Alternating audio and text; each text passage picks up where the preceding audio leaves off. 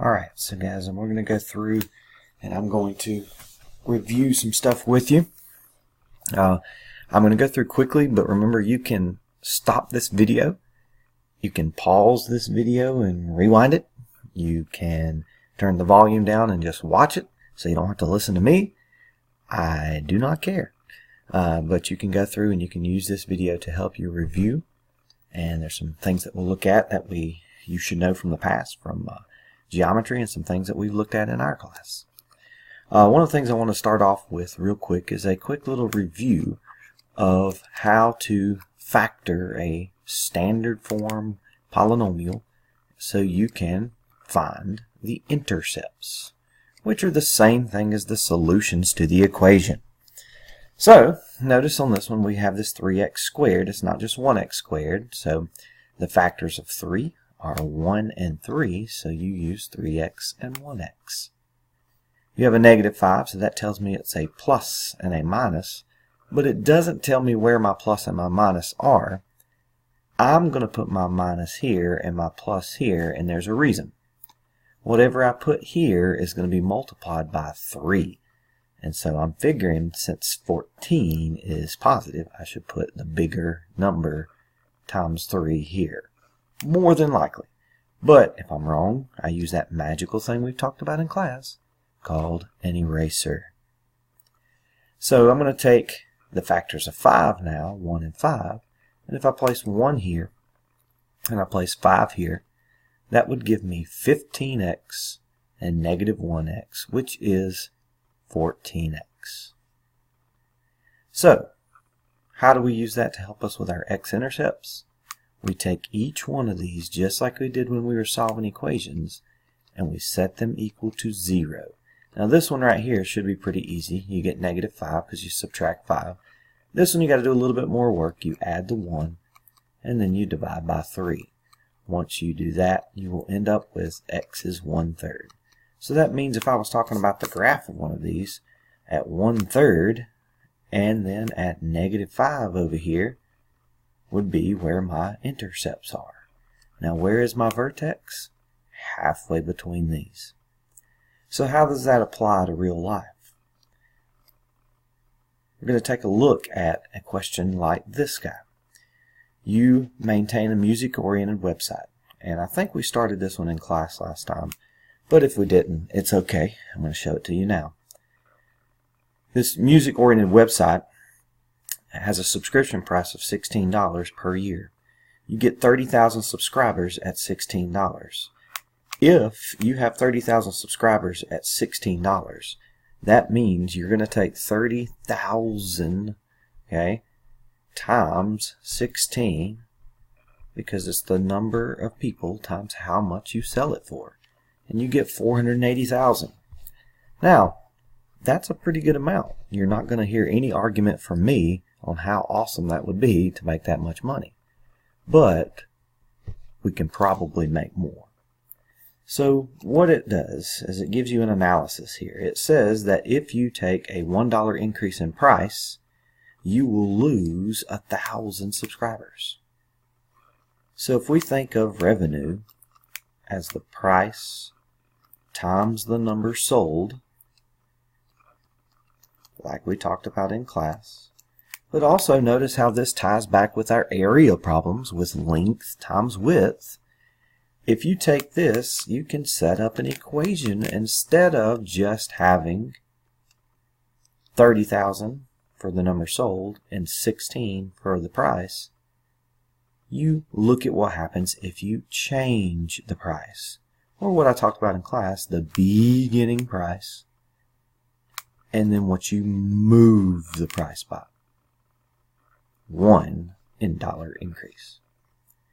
And then you have the beginning amount that you sell, but you're going to lose 1,000 members, so you move down 1,000 every time you raise the price by $1. If you will notice, this equation that results is a quadratic and an intercept form, and so you can take this 16 plus x, set it equal to 0, this 30,000 minus 1,000x, set it equal to 0, and you can find your two intercepts for your parabola. Now, if you subtract 16 here, that gives me negative 16. If you subtract 30,000, you're going to get negative 1,000x. You're going to get negative 30,000 over here, and divide by negative 1,000, you're going to get 30. Now, neither one of those is anywhere close to where you want to be, because those would give me 0 for the revenue, because those are the x-intercepts, which are on the x-axis where the function is equal to 0. Don't use either one of those numbers. Where is the maximum revenue going to be? The maximum revenue is going to be directly in the middle between these two numbers. So how do I find in the middle between these two numbers? Just like we did when we were graphing, you add the two numbers together and then you divide by 2. Now what is negative 16 plus 30? 14. 14 divided by 2? 7. But that's also not the answer.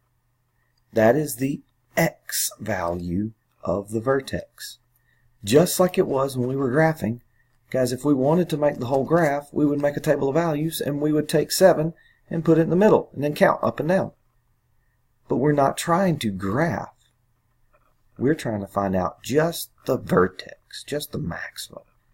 So we take this guy right here, and we don't want to just plug into everything. We don't want to get a whole bunch of points here.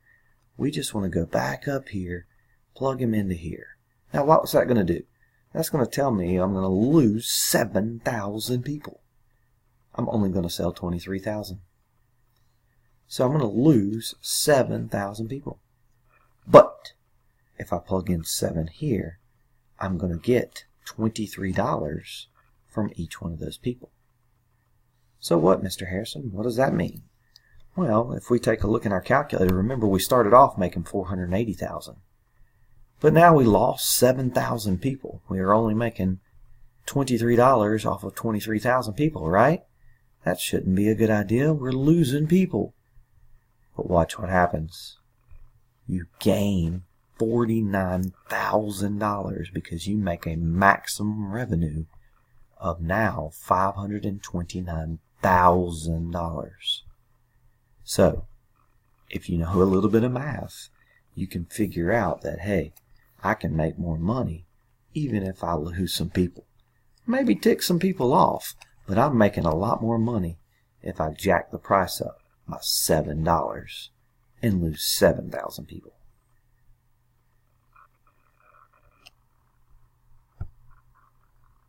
Alright, so I'm going to pop up on the screen the next little slide here. So if you got some time, you can pause the video here and you can take a look at this one. I'm not going to take the time to do the answer on this one because I'm trying to keep this video relatively short. But if you need to know the answer and need to see if you got it right, you can email me, send me a message on Schoology, and I'll go through and do it real quick and send you the answer. But just trying to save a little bit of time in my video here so you guys can get a little bit more review of the other things I want to teach you. So, what we're going to take a look at is we're going to take a look at using square roots to solve some simple quadratic equations. So what I'm going to do over the next few slides here is I'm just going to kind of pause on each slide for just a second, and I'm just going to leave it on the screen for you to be able to look at the ones that I want you to see. But I am not going to go through a whole entire lesson on square roots. You should have done square roots back in geometry, and I do not need to go through an entire lesson on square roots. So again, I'm going to kind of pause on each one. You can pause it and you can look at these on your own time if you want to pause it and spend more time on each one.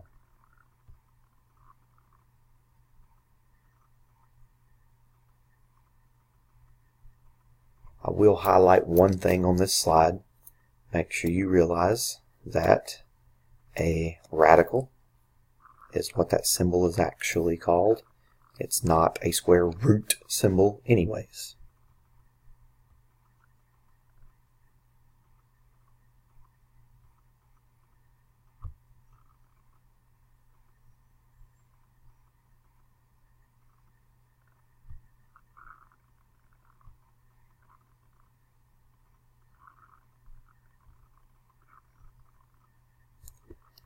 Okay, so this is the meat of what I wanted to get to right here, is solving using square roots. Again, I point out here for you, this little symbol here is called a radical. It's not called a square root symbol, although you've probably called it that for many years. So back when you were studying the Pythagorean Theorem, when you had a triangle and you were trying to find the missing side of a right triangle, and you had a number for one side here, a number for another, and you were trying to find the missing side, you ended up with this little formula, a squared plus b squared equals c squared, and you ended up with a quadratic equation. Guys, you were solving quadratics before you even knew what they were, possibly. Now, over the past few classes, we've been looking at things like this x squared minus 16, or excuse me, equals 16, and we've been solving it by subtracting the 16 over, getting x squared minus 16 equal to 0, splitting up our factors, and then finding out that it's going to be x and x, plus and minus because it's a negative 16, and then 4 and negative 4 because there is no middle number on this one. And then we took each factor and set each factor equal to 0. And this is what we did past couple classes. Once you set the factors equal to 0, then you were able to solve these little miniature equations, and you get negative 4 and positive 4. But there's an easier way. Aren't you glad there's an easier way?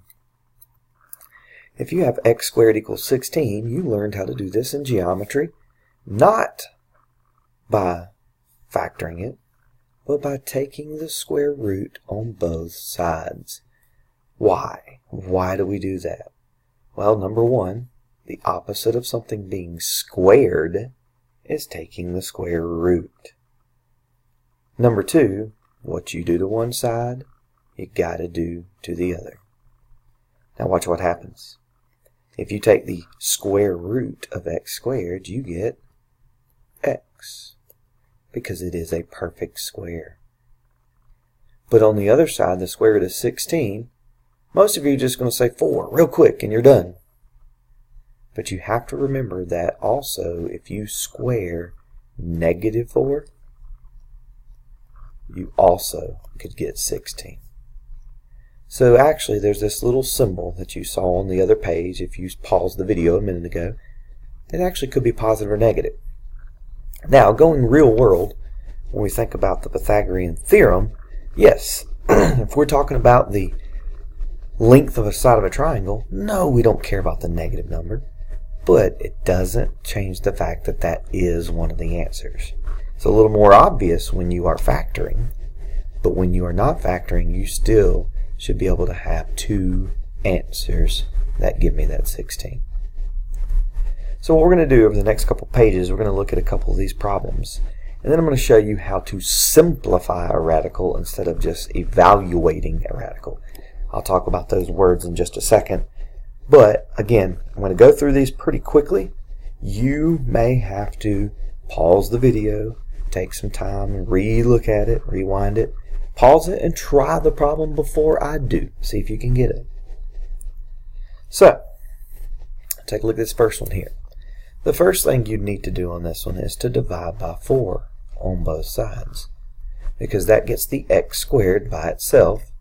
It gives me 100. Then I take the square root on both sides, and that gives me x equals. Don't forget your plus or minus. Only time you want only the positive answer is if you're talking about distance. What's the square root of 100? 10. Then we have this guy.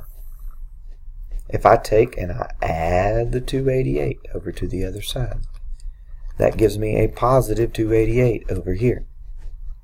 I divide by 2 on both sides. That gives me x squared equals 144.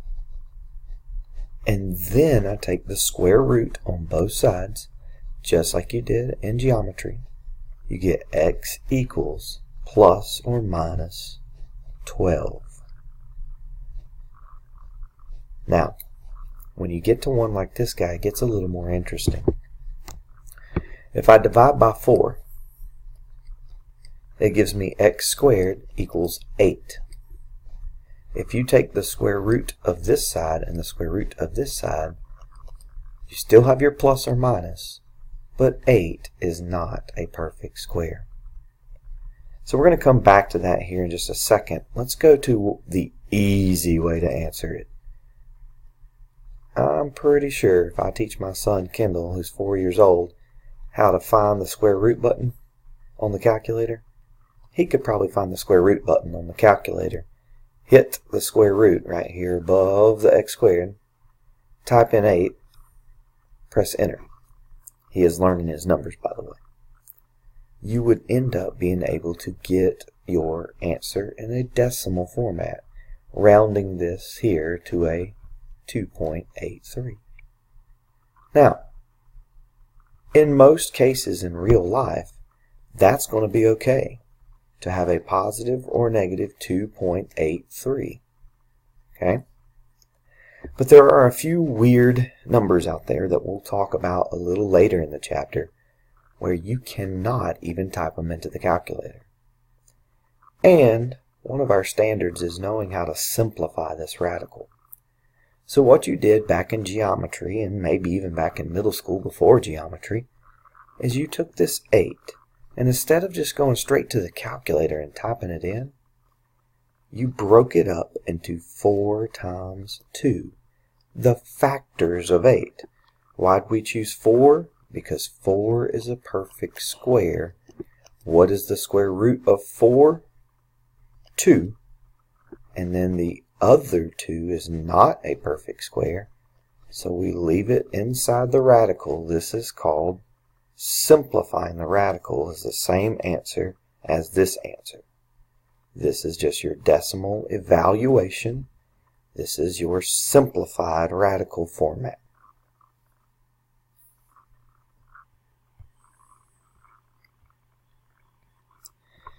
To simplify a radical, you need to make sure that no perfect square factors other than 1 are inside the radical. So that means you can't split it up, factor it up into any perfect squares other than 1.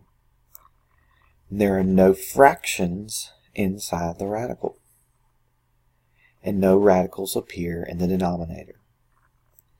Now, on the next couple of pages, what I'm going to do is I'm going to go through several of these problems. My suggestion is that you try them first, see if you remember some of your geometry, and if you don't, you can watch them, and then you can go back and try them again later. Or you can try the ones that are from the page in your book. So, take a look at these. First here, we have the square root of 54. 54 is not a perfect square. But, is there a perfect square that will divide into 54? Use your brain here and think. I can't do this for you. You're going to have to think for yourself. 54 divided by a perfect square. Now, 49, I hope we realize, is not going to work. Why didn't I try 64? Because it's bigger than 54. So, what about 36? Does 54 divide by 36 evenly? No. What about 54 divided by 25? No. What about 54 divided by 16? No. What about 54 divided by 9? Hey, it works. So that means if you take 54 and you divide it by 9, you get 6. So that means 9 times 6, those are factors of 54. What is the square root of 9? 3. What about the 6? It's not a perfect square, so it stays on the inside. Do not take it out of the radical unless it's a square root of a perfect square. Now, notice I had several memorized. I knew that 2 squared is 4, 3 squared is 9, and 4 squared is 16, 5 squared is 25, 6 squared is 36, 7 squared is 49, 8 squared is 64, 9 squared is 81, 10 squared is 100, 11 squared is 121, 12 squared is 144, 13 squared is 169, 14 squared is 196, 15 squared is 225, 16 squared is 256. Well, you get the point, right? I had a math teacher when I was in high school who told me that I should probably memorize some perfect squares. So guess what I did? I memorized some perfect squares. If none of these divide into the number, then it is simplified. But if you can divide them into the number, then that means you can split it up into factors and take the perfect squares out. So think of 48 here. The square root of 48 splits up into 16 times 3. Now I know some of you were thinking 4 times 12. I'll come back to that. What's the square root of 16? 4. The 3 is not a perfect square, so it stays on the inside. That is simplified. Yes, you could type 48 into your calculator and get a decimal evaluation, but this is what we call simplified. You need to be able to do both. Now, if you did 4 times 12 here, the square root of 4 is 2, and you would have 12 left over. But 12 can split up even more. 12 is also 4 times 3. What's the square root of 4 again? Another 2 comes out here. What's 2 times 2? 4. What happens to the 3? It stays inside. Oh, look, you get the same answer. The best thing, though, is to save yourself a little bit of time and do the highest perfect square. 363 factors into 121 times 3. What's the square root of 121? That was one of our perfect squares over here. 11. And then you have the square root of 3 here. Now you'll notice on these I didn't focus on putting the plus or minus out in front because I wasn't solving for a variable that I didn't know that could be positive or negative. I was just doing simplifying radicals. Be aware of the plus or minus when you solve. Now, take a look at these fractions. What's the square root of 1 on the top? 1. What's the square root of 4 on the bottom? 2. If the fraction is that easy, it's exactly the way you get the fraction out of the radical. So, square root of 25. 5. The square root of 81. 9. The square root of 8. Not a perfect square, so I'm going to leave it for just a second. On the bottom, the square root of 9. 3. But 8 on the top can be split up just like we did before. 4 times 2. The square root of 4 is 2. The 2 stays on the inside. And then I have my 3 on the bottom. Now I know that that doesn't look pretty, but that is considered simplifying radicals. Not evaluating, simplifying. Evaluate means find a value. The last part I'm going to teach you here with the simplifying radicals is probably one of the ugliest little parts. If you have a radical that doesn't have a perfect square on the bottom, you end up with something like this, where you have the square root of 1 is 1, but the square root of 3 is not a perfect square, and you can't split it up. That means there is an irrational number on the bottom. So there is a process that is called rationalizing the denominator. Basically, you're taking and getting rid of the radical off the bottom by making it be a perfect square. So what do I mean? How could I make 3 be a perfect square? If I multiplied it by 3. But you can't just randomly multiply it. So you have to multiply it by a square root of 3. So it would be the square root of 9 on the bottom.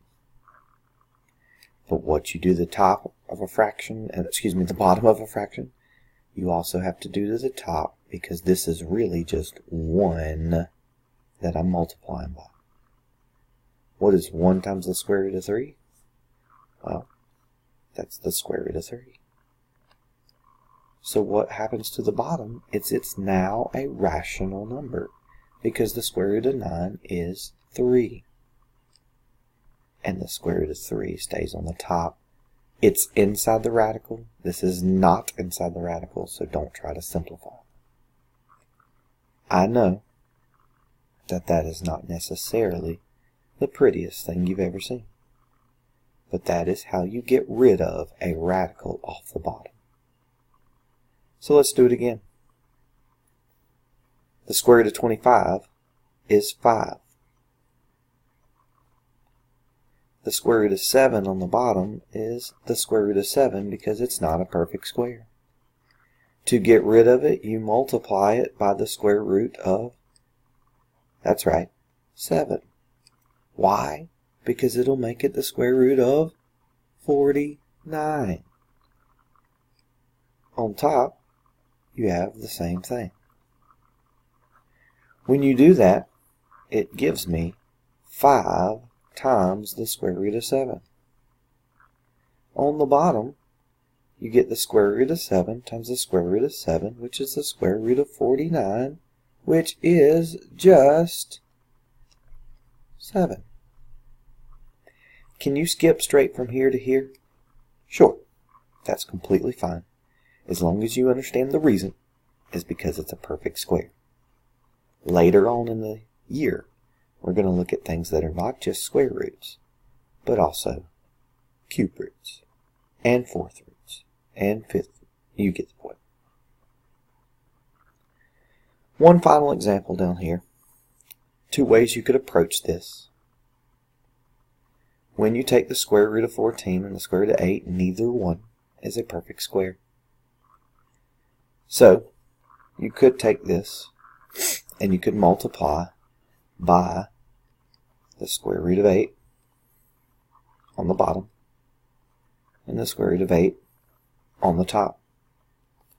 What that does is that gives me the square root of 8 times the square root of 8, which is 64. But the square root of 64 is just 8. On the top, the square root of 14 times the square root of 8. 8 times 14, because they're both inside the radical, not like up here with the 5 and the 1. The square root of 14 times 8 is going to be the square root of 112. The problem is 112 splits up. You can take 112 and you can divide it by a perfect square. So, if you take 112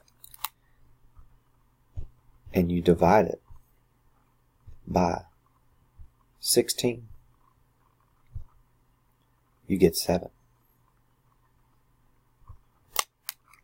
16 times 7 is 112. What is the square root of 16? 4. Leave the 7 on the inside. But now there is an actual simplifying, because this is 4 divided by 8 outside of the radical. Let's kind of treat it like an x almost. And that would be 1/2, or the square root of 7 over 2.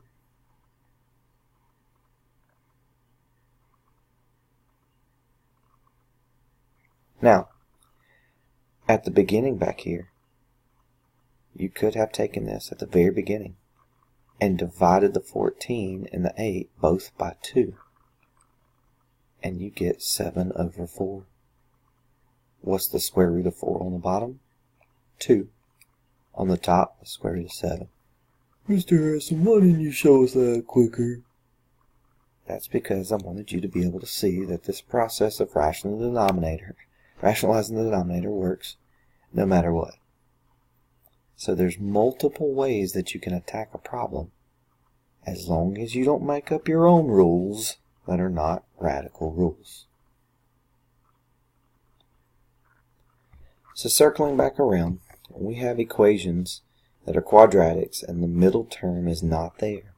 It gives us the ability to use the square root to solve by isolating x squared and using the square root.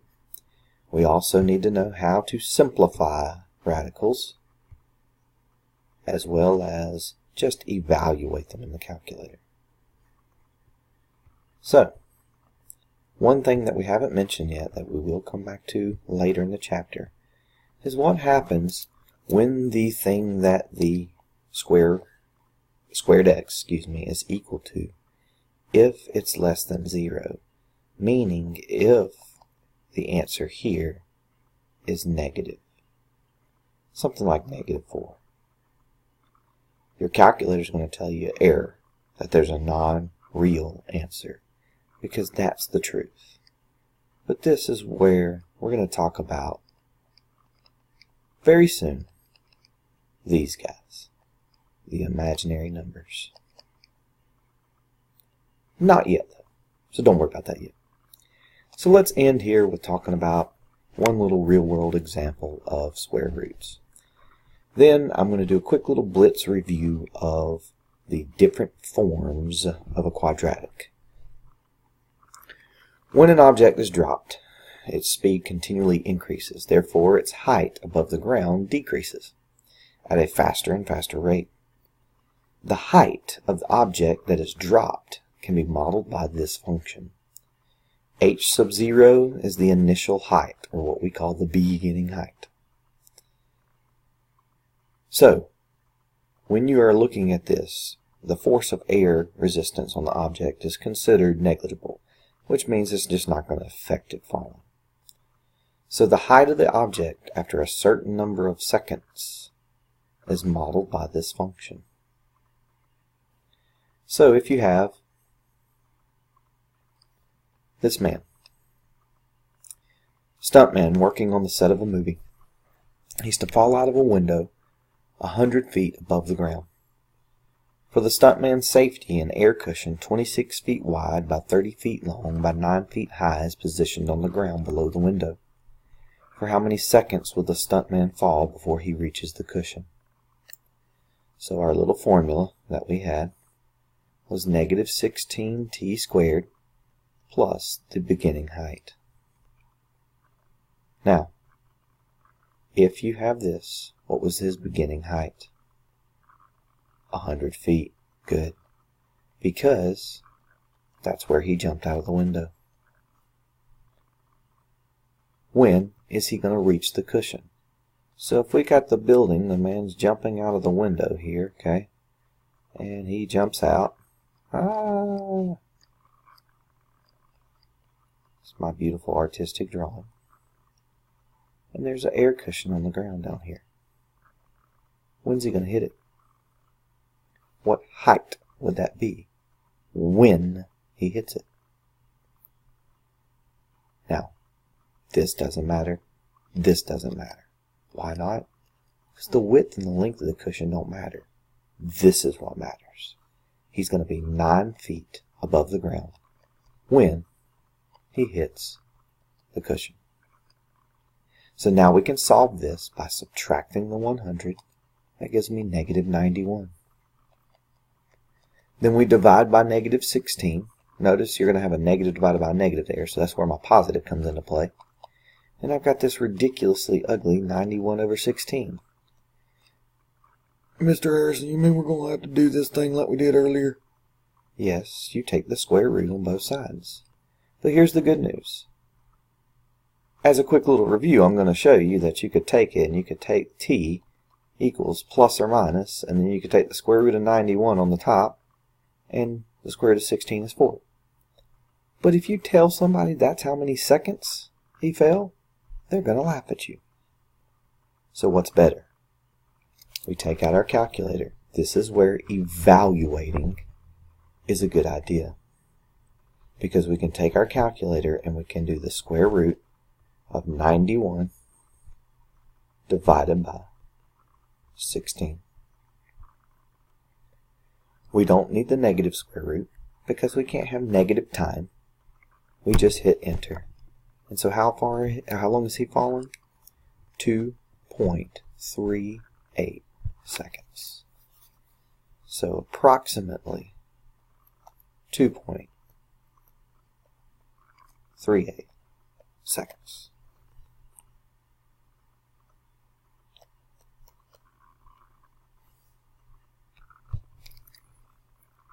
Now, I'm going to pop this guy up on the screen as well.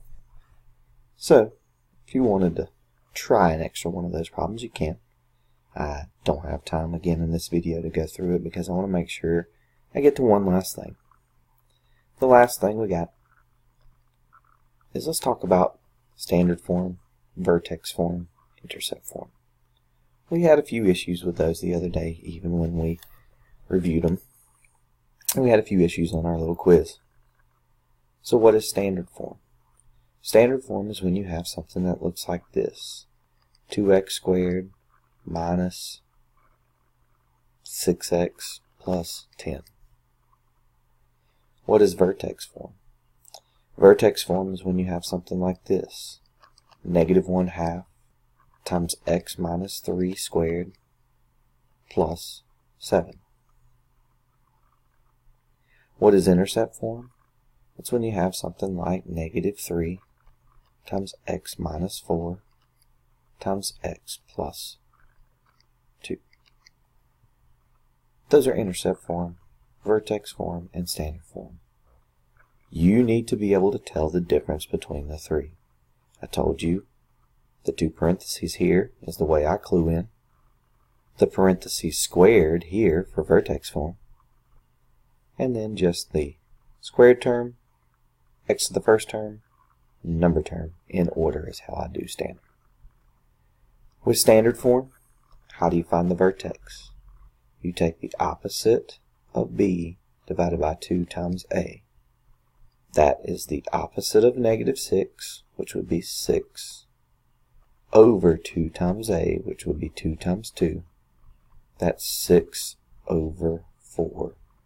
Which, in this case, is not going to be real pretty. It's 3 over 2. Now, 3 over 2, though, is 1.5 as a decimal.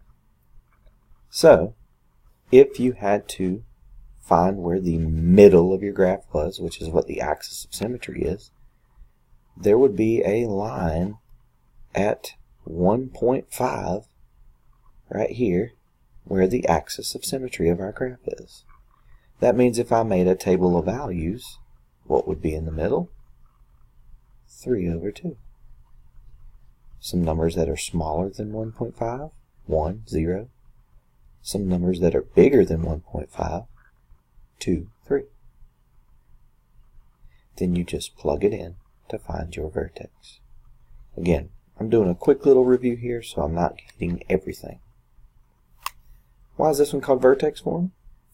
Because if you take the opposite of this and the same as this, your vertex is staring you in the face. Opposite of negative is positive 3. Same as 7 is 7. And then my axis of symmetry would be at 3 and then up 7 would be where my vertex is. So my whole axis of symmetry would be right down through there. But my graph would be opening this way because the negative 1/2. Now, if I needed to get some actual points, I would make a table of values, and I would put 3, 7 in the middle. What's some numbers lower than 3? 2, 1. What's some numbers bigger than 3? 4, 5. The final form that we had was intercept form. The reason we called it intercept form is because if you look here, and we've done them more with this lately, 4, 0 would be one of my intercepts because 4 makes this equal 0. -2, 0 would be my other intercept because -2 makes this equal 0. Then, how do I find my vertex? I find halfway between 4 plus -2 divided by 2. 4 plus -2 is 2. 2 divided by 2 is 1. And then you could plug that number in here to find your vertex. Now on this one, this vertex would be kind of ugly. It would be up at 27. Because if you plug in 1 here, that's -3. Plug in 1 here is +3. 3 times -3 is -9. -9 times -3 is +27. This one is opening down, and you should tell because the negative and then the 3 is going to stretch it out, so it's going to be really, really skinny. But again, my axis of symmetry would be right there at 1, just like it was for the vertex here, the vertex here. And then you just take it, and you've got a graph that's opening down real skinny. If you need to get more points, you make a table of values, and you put the vertex in the middle. Some lower numbers than 1 is 0 and -1. Some bigger numbers than 1 is 2 and 3. You make a table.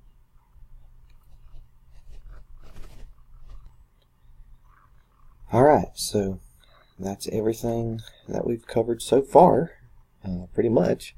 Got a little blitz review of everything with a little bit of new stuff. Well, new to us in our class, but something you should have seen in geometry with your square roots.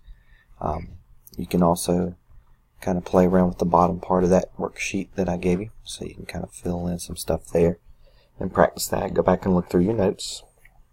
Don't hesitate to go and find some more videos. I will probably post a few extra videos on simplifying radicals.